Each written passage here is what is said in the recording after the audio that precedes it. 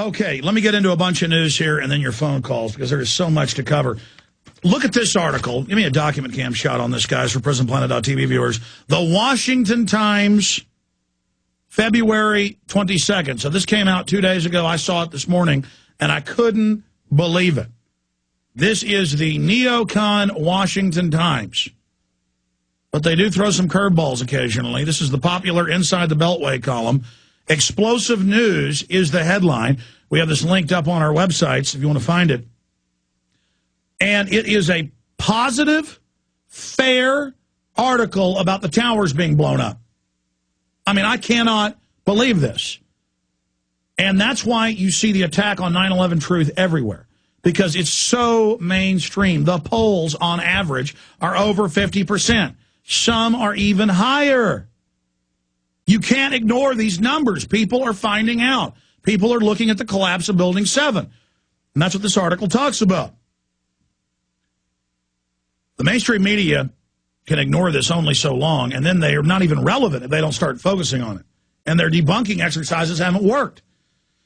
A lingering technical question about September 11th terror attack still haunts some, and it has political implications. How did 200,000 tons of steel disintegrate and drop in 11 seconds? 1,000 architects and engineers want to know. Talk about solutions. They're doing such a great job, architects and engineers for 9/11 Truth, and are calling on Congress to order a new investigation into the destruction of the Twin Tower Building 7 at the World Trade Center. I mean, that is incredible.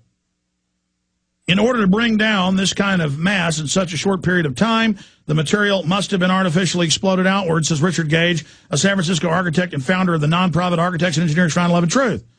Mr. Gage, who is a member of the American Institute of Architects, managed to persuade more than 1,000 of his peers to sign a new petition requesting a formal inquiry. The official Federal Emergency Management Agency and National Institutes of Standards and Technology report provide insufficient, contradictory, and fraudulent accounts of the circumstances of the tower's destruction. We are therefore calling for a grand jury investigation of NIST officials. Mr. Gage adds, this is powerful. They're actually reporting, like journalists, a serious issue and what serious people are saying. And it continues and gets even better.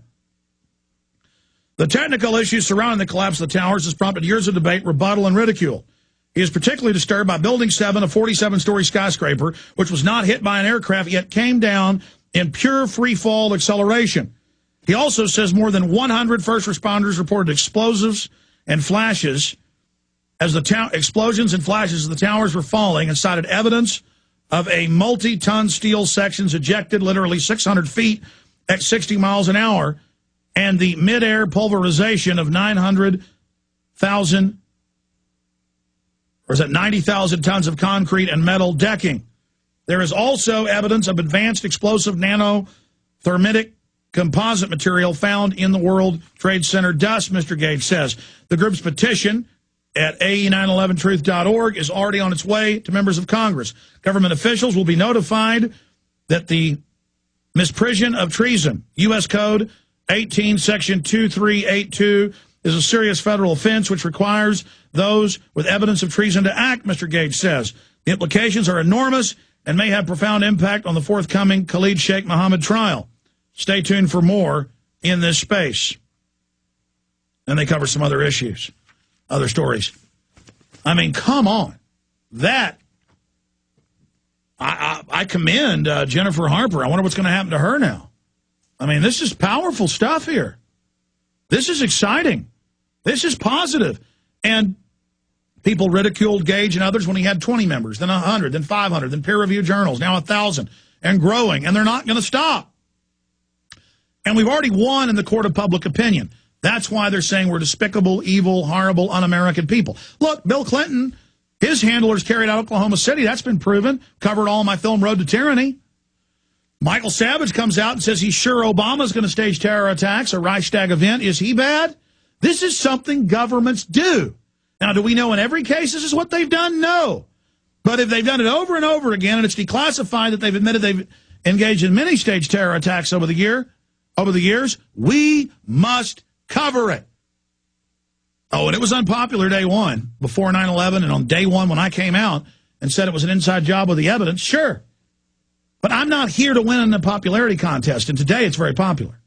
I'm here to tell the truth, let the chips fall where they may, take the risk, because liberty is worth it. My children's future, your children's future is worth it.